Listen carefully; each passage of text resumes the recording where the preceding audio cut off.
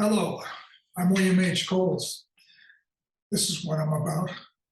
I was born in March 2nd, 1937.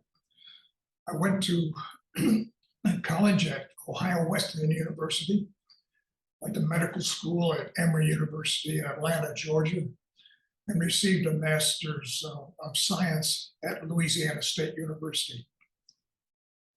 As a professor, lectures and panels and seminars and readings led to visits to multiple countries, all valuable in my writer's development: South America, Canada, Europe, and Asia. I've always been interested in arts, and I was president of the Gibbs Art Museum in Charleston, South Carolina. In ocular surgery, I was president of the Association of University Professors in Ophthalmology, and I served as a regent for the American College of Surgeons for 10 years. Thank you. So, if you have such an established career in medicine, what influenced you to write Tour of Duty? Was it autobiographical? Did you achieve your purpose for the story? I was influenced by my actual tour of duty in France during the Cold War. I was there for 4 years. It was a unique time in human existence.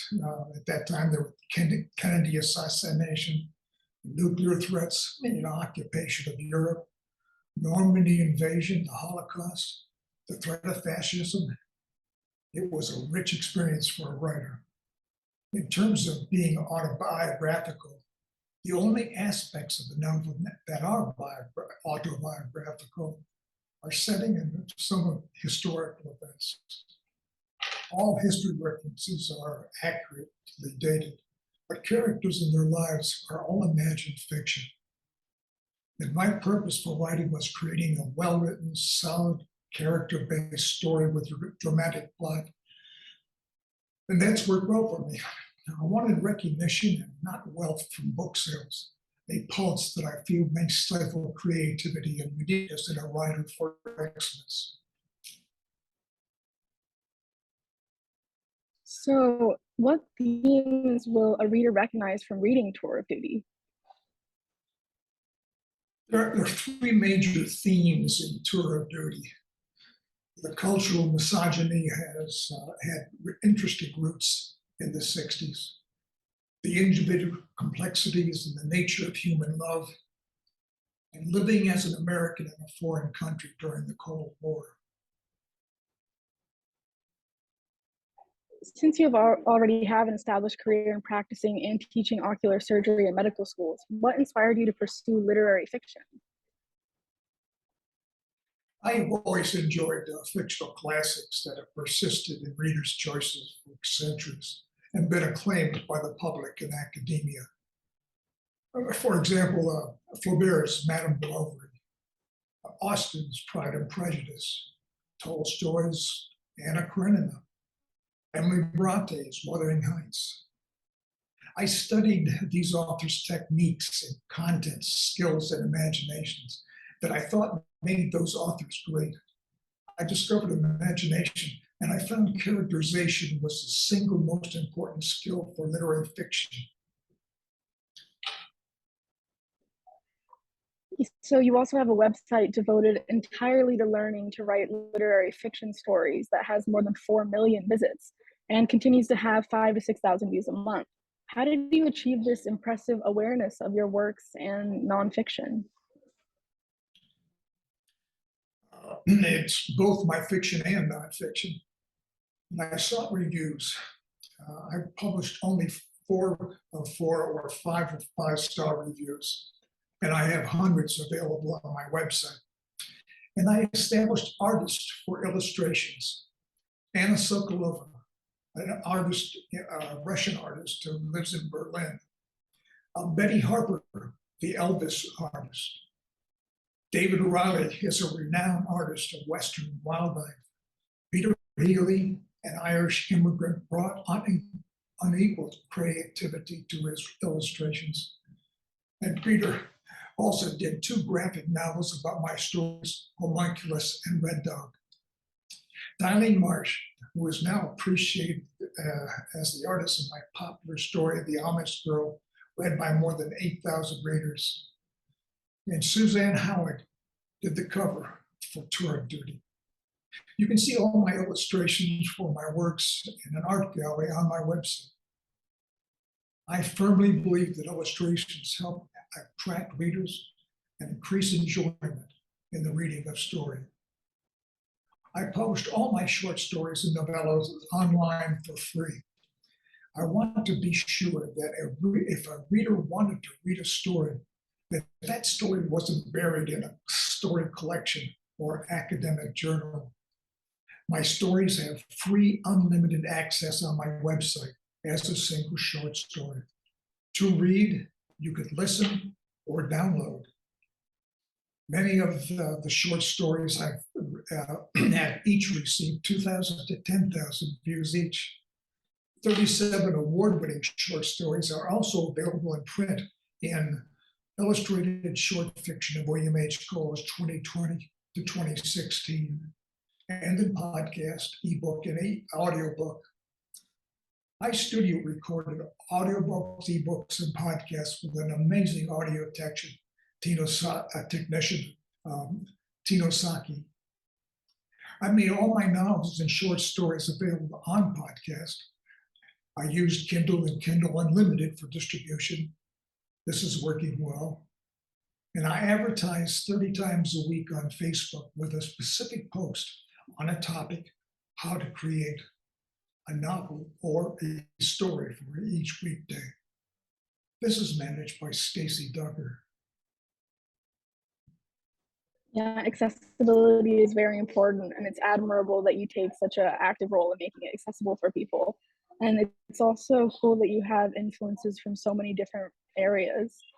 But more into your writing, how did you develop your literary writing skills and storytelling?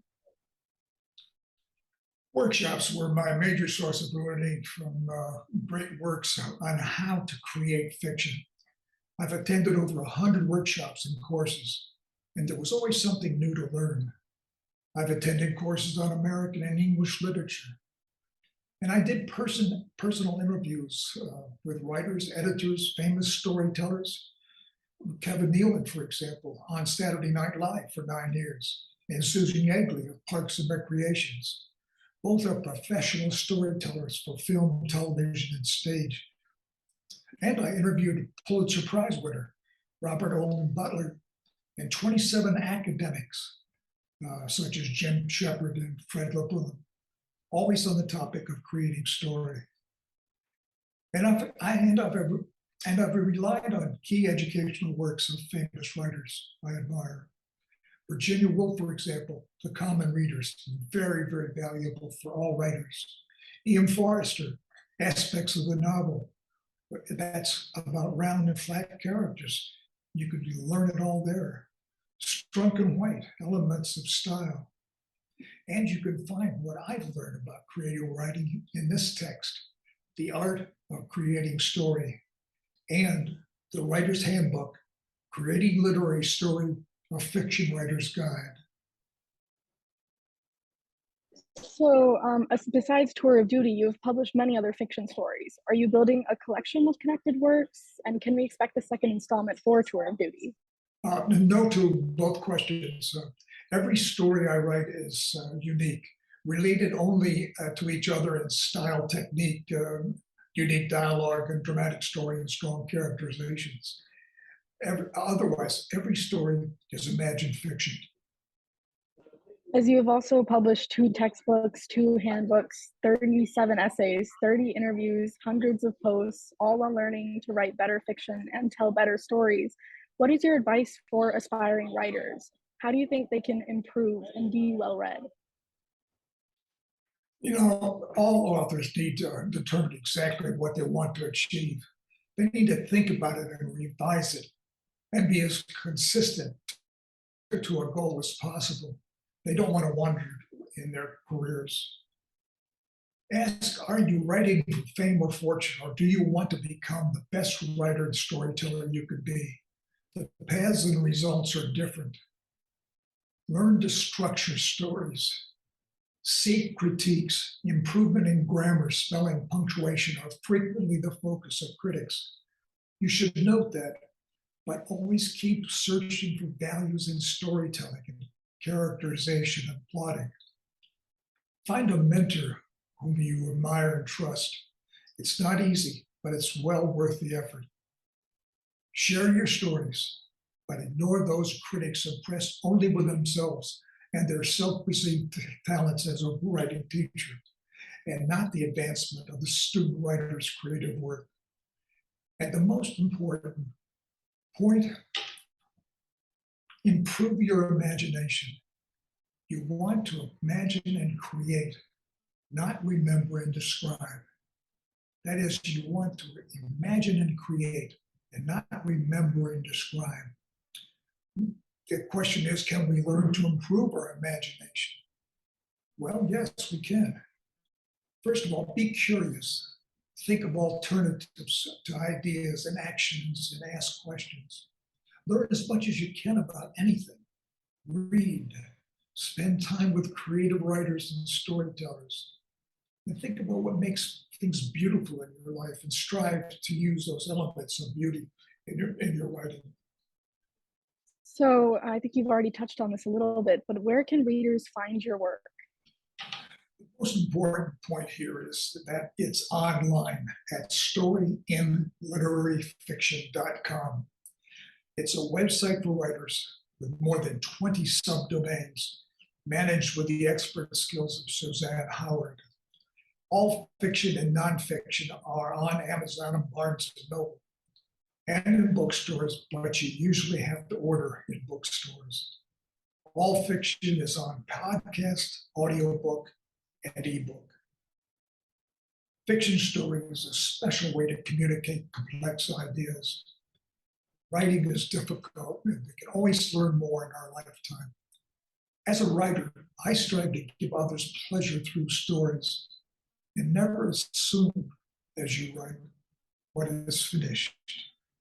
Determine what is publishable before you seek publishers, and don't be afraid to self-publish. It's inexpensive, profits are yours, and you can do new editions of your work if needed. I think that's all very good advice. Those are all the questions that I had for you today. But is there anything else that you'd like to add before we close? No, I just don't have an answer to a question, but I do have the need for people to realize that there are resources out there that can help them improve as writers. And I just encourage them to go to my website, not for personal reasons at all, but because I believe they can find something on that website that will make them better writers. Perfect, thank you. And for those of you that are watching the interview, make sure to look in the video description for the link to Mr. Cole's website. And thank you so much for taking the time to speak with me today. Hey, my pleasure. Take care now. Okay, so I'm gonna